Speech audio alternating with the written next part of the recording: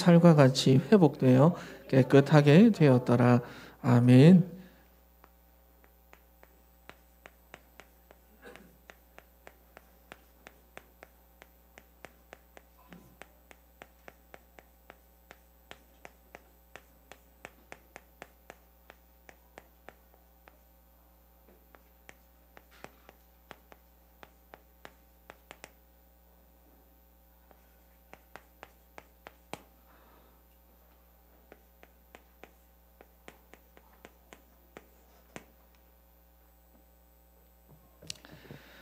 자, 오늘 나병이 나오죠. 우리 성경에 보면 많이 나오는 병들이 있습니다. 소경, 다리 저는 자, 안전뱅이, 중풍병, 나병 이런 병들이 많이 나오는데 오늘 나병이죠. 영적 나병이 뭔가 그러면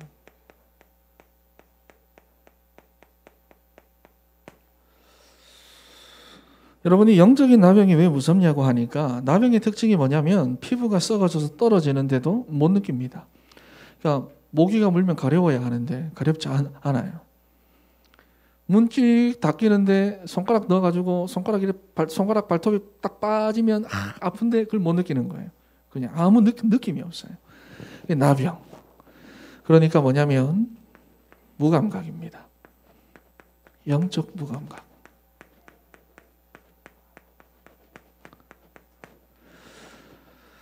하나님 떠나 태어나가지고 하나님 없는 학문을 공부하고 연구하고 하나님 없는 문화와 사회구조 속에서 우리가 지금까지 살아오다 보니까 창세기 3장, 6장, 11장 여러분 이 흐름에 완전히 무감각합니다. 그리고 이렇게 사는 게 당연하다고 느끼다 보니까 필요한 게 전부 다 어디에 있습니까? 다 세상에 있는 거죠. 다 세상에 있는. 내가 필요한 거 전부 다 세상에 있죠. 그런데 그걸 계속 쫓아가며 살아야 가는 게 나를 썩어가게 만드는 건데도 본인은 정작 그걸 못 느낍니다. 뭐 그렇게 사는 거 당연하지. 그렇게 사는 거 당연한 거 아니야. 내게 필요한 건데 못 느낍니다. 나를 썩어가게 만드는데. 그래서 많은 청년들이 물어보면 괜찮다 그래요. 나는 괜찮아요. 괜찮아요. 괜찮다 이렇게 말하는 청년들이 굉장히 많습니다. 그런데 결국은 여러분 나중에 가면 다 알게 되거든요. 어느 순간에 내 안에 있는 우울함, 분노, 공허함, 답답함, 시달림 이런 것들이 이제 내게 느껴질 때는 뭐냐? 이미 내 안에 있는 생각과 마음들이 이미 다 썩어질 대로 썩어진 상태인 경우가 많다는 겁니다. 그래서 우리가 청년에 대해 무엇을 찾아야 하느냐? 영적 감각을 찾아야 됩니다. 뭐 영적 감각 그래가지고 손으로 느끼고 눈으로 보고 막 그런 감각을 말하는 게 아닙니다. 청년들이 영적 감각을 찾아야 되는데 문제는 원하지 않아요. 여러분들이 이걸 원하지 않아요. 고린도후서 5장 17절 말씀에 뭐라고 말씀을 하냐 하면은 그런즉 누구든지 그리스도 안에 있으면 새로운 피조물이라 이전 것은 지나갔으니 보라 새 것이 되었도다. 예수 그리스도를 믿어가지고 하나님의 자녀가 된 순간 새로운 피조물.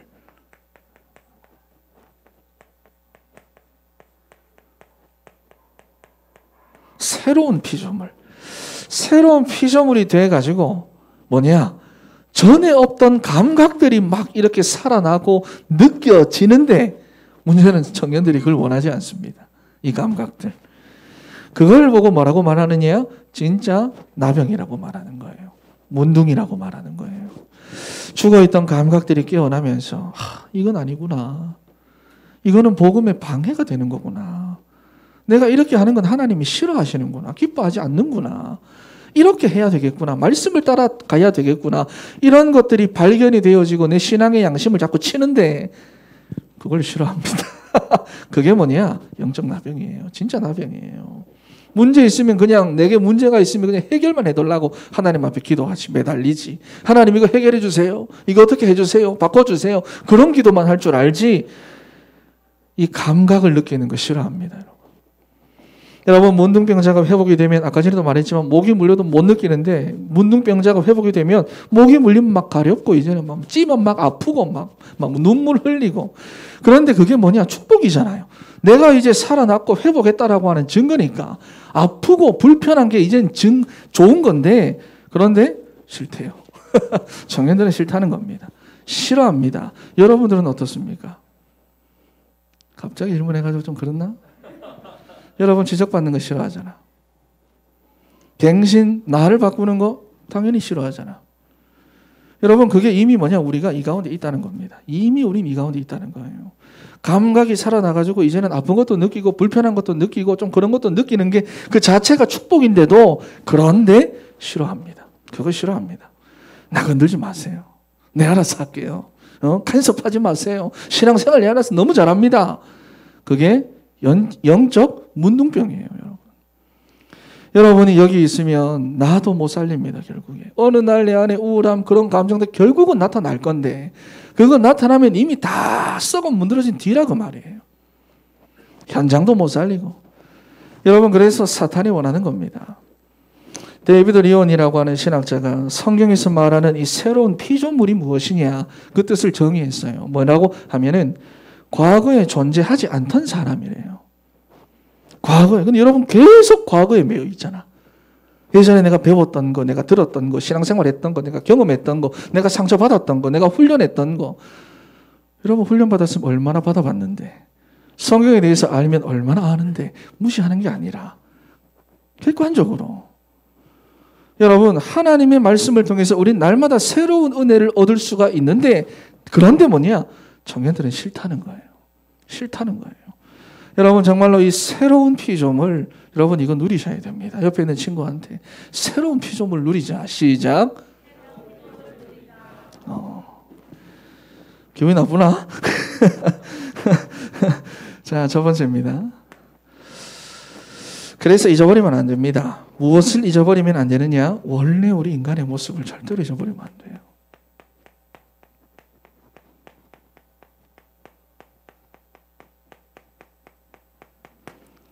하나님은 우리를 이러한 모습으로 창조하지 않았습니다.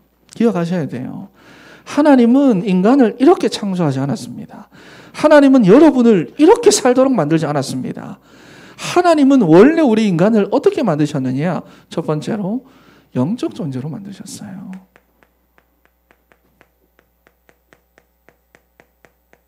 창세기 1장 27절이죠. 하나님께서 우리를 영적인 존재로 하나님의 형상으로 우리를 만드셨습니다. 여러분 그런데 이 하나님의 형상이라고 하는 것이 어떤 것이냐? 구체적으로 창세기 2장 7절에 설명되어 있습니다. 우리 인간을 흙으로 빚어넣고 하나님이 우리 그 코에다가 생기를 불어넣은 하나님의 생명의 성령을 우리에게 불어넣었다고 말해요.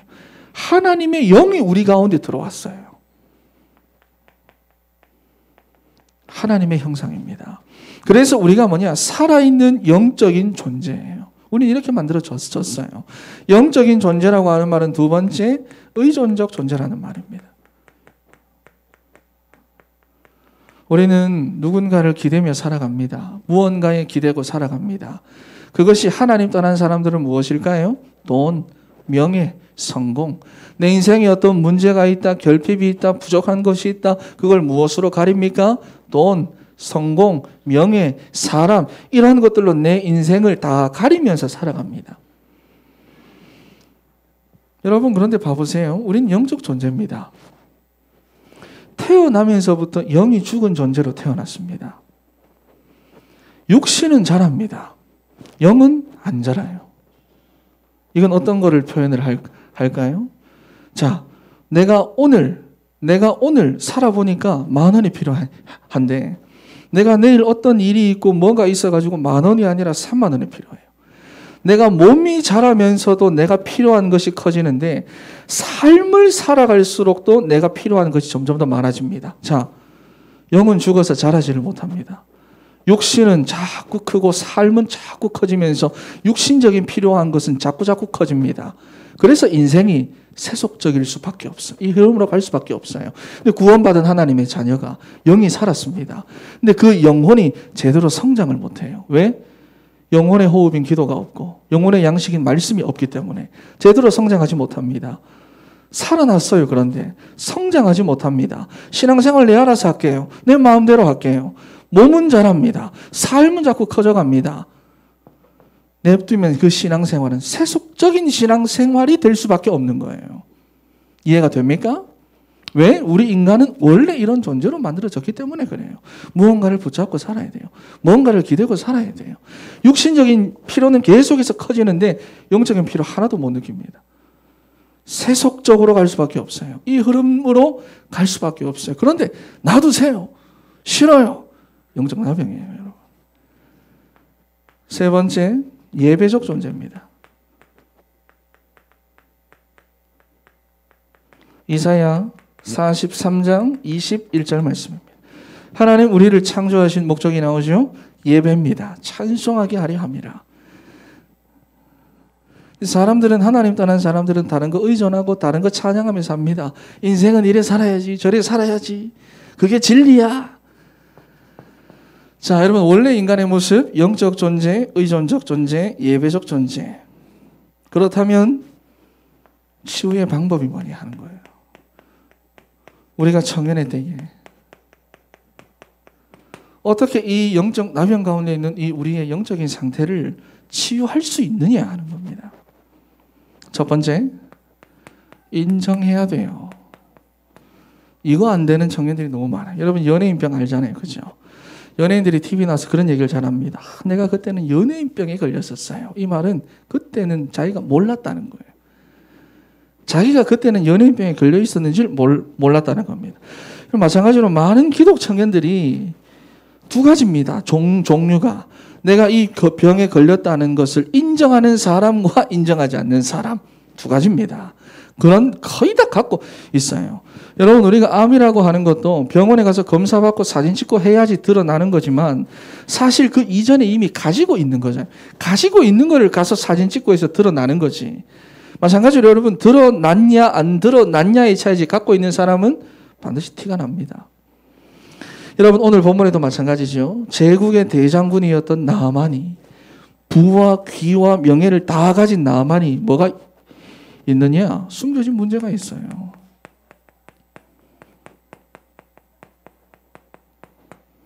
숨겨진 문제가 있어요. 해결이 안 돼요.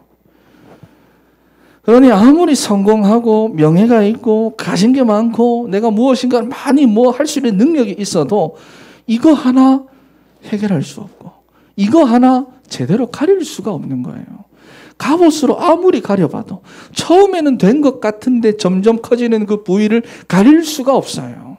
처음에는 돈, 성의, 명곡으로 명예, 명곡, 명예 이런 여러 가지 세상 육신적인 것으로 가릴 수 있는데 안 된다 그 말이에요. 결국에 가면. 여러분 이게 인간이란 존재입니다. 자기 영적 문제 하나도 해결할 수 없는 존재. 가리고 싶어도 가릴 수 없는 존재. 그래서 인정해야 돼요. 돈으로 안 되는구나. 세상으로 안 되는구나. 정서로 안 되는구나. 성공, 명예 이런 걸로 안 되는구나. 내가 지금 하고 있는 열심히 하고 있는 이것으로 내 인생의 행복을 진짜 행복을 찾을 수가 없구나. 인정해야 돼요. 이것으로 안 되는구나. 인정해야 돼요. 내가 이 상태구나. 그래야 여러분 어떻게 되느냐? 하나님 만나는 자리로 갑니다. 우리 인생은 하나님 만나야 돼요.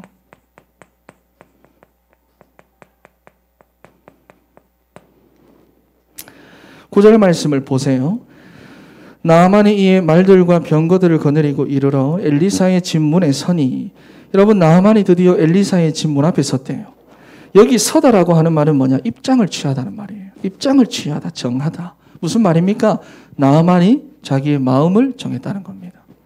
자기의 상태를 인정하고 하나님 앞에 가보기로 마음을 정한 거예요. 그래서 오늘 나아만이 엘리사 집 앞에 서 있는 목적은 한 가지입니다. 무엇일까요? 치유입니다, 여러분. 치유. 내 상태를 인정했기 때문에 가릴 수 없구나. 돈으로 안 되는구나. 성공해도 안 되는구나. 내가 지금 가지고 이 엄청난 이 권력과 힘을 가지고 있어도 안 되는구나. 여러분 우리 인생에 하나님을 찾아야 되는 유일한 목적은 뭐냐? 치웁니다. 지금 여러분 가지고 있는 그 문제 해결이 아니에요. 그거 넘어서는 게 아니에요.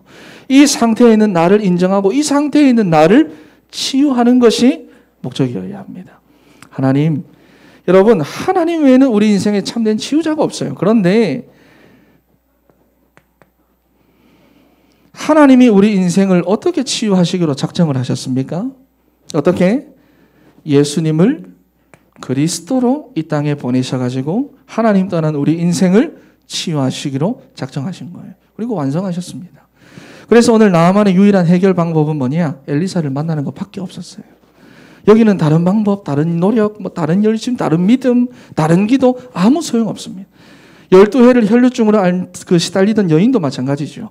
중풍병으로 고생하던 그 친구도 마찬가지고 다른 것으로는 뭐냐? 고통만 더해갔다고 성경은 분명히 말씀합니다. 여러분의 삶에 문제가 있고 해결되지 않은 반복되는 그런 문제가 있다면 오늘 엘리야의 집 문 앞에 서 있는 나아만과 같이 하나님 찾는 우리 청년 여러분 다 되시기를 바랍니다. 여러분, 하나님 만나는 유일한 길 되시는 예수 그리스도를 구하세요. 해결을 구하지 말고 그분께 두드리세요. 그러면 우리의 삶을 치유하시는 하나님의 은혜가 여러분의 그 삶 가운데 반드시 나타납니다. 그래서 14절에 나아만이 이에 내려가서 하나님의 사람의 말대로 요단강에 7번 몸을 잠그니 그의 살이 어린아이 살같이 회복되어 깨끗하게 되었더라 그랬습니다. 화장품 하는 것보다 화장품 몇 개 쓰는데 분명 그의 살이 어린아이 살같이 회복돼요. 모델이 그래가지고 할 말은 없는데 깨끗하게 되었더라. 여러분, 그런데 나만이 처음에는 자존심 상해했어요. 굉장히 자존심 상해했어요. 왜? 이 상태니까. 창세기 3장, 6장, 11장 여기 잡혀 있으니까 당연히 그렇겠죠. 그러니 하나님께서 엘리사를 통해 답을 줬는데 나만은 자기 자존심이 더 중요한 거예요. 나를 무시해. 하나님 분명히 그 문제에 대한 답을 주셨는데도 불같이 화를 내면서 돌아간 거예요. 여러분, 이게 영적인 나병입니다. 내가 싫다는 거예요. 내가. 새로운 피조물이 되어가지고 알긴 알고 뭔가가 느껴지는데 그거 싫다는 겁니다. 그냥 계속 이 흐름대로. 여러분, 그런데 하나님의 은혜죠. 나만의 종들이 나만을 막 설득합니다. 여러분 주변에 누가 있느냐 굉장히 중요해요. 막 설득합니다. 지금은 귀찮잖아. 지금 막 왜 자꾸 전화하고 막. 여러분, 이게 축복이에요. 내 아버지요. 선지자가 이것보다 더 큰 일을 하라 했어도 어차피 할 거 아니었습니까? 그냥 물에 들어가서 씻으라 한 건데 한번 씻어나 봅시다. 이렇게 설득을 해가지고 요단강 끌고 와가지고 7번 몸을 씻는데 자존심이 상해가지고 불같이 화내고 엘리사를 그렇게 욕해도 하나님이 주신 답을 붙잡고 그대로 하니까 뭐냐? 완전히 깨끗함을 얻었다. 오늘 말씀이죠. 그죠? 여러분, 우리 인생에 대한 정확한 답을 갖고 계신 하나님께서 우리에게 예수 그리스도를 보내주셨어요. 우리 인생의 답으로. 근데 이게 나랑 안 맞고 지금의 나랑 안 맞고 내 경험과 안 맞고 내 생각과 다르고 내가 지금까지 해왔는 것과는 다르다고 해서 천하 인간의 구원 얻을 만한 다른 이름을 우리에게 주신 적이 없는데 여기서 싫어. 어떻게 하려고요? 그럼 다른 방법이 있습니까? 하나님은 없다 그랬는데 뭐를 찾고 있습니까? 그리스도밖에 없어요. 이게 없으면 그 인생 끝입니다, 여러분. 이게 내게 복음이 안 되면 거기서 끝이에요. 다른 방법을 준 적이 없어요. 그리고 그리스도의 몸된 교회를 통해서 주님은 우리에게 지금도 말씀하고 계십니다. 여러분, 그래서 우리가 그 말씀에 순종하며 나갈 때 어둠 가운데 있던 우리의 삶이 밝아지고 무감각 속에 있던 우리의 삶의 감각이 돌아오고 그리고 우리의 삶이 거룩해져 가지고는 하나님 앞에서 하나님의 은혜로 세우시는 거예요. 이게 바로 깨끗하게 되었더라 이 말씀의 의미입니다. 여러분, 그러니 우리가 누구의 말을 들어야 합니까? 세상의 말 아니고요. 이 흐름이 아니고요. 예수 그리스도의 말씀을 들을 때 여러분의 삶에 참된 치유의 시간표가 나타나는 겁니다. 결론이에요. 17절 말씀 오늘 읽지는 않았는데 한번 읽어보겠습니다. 17절 시작.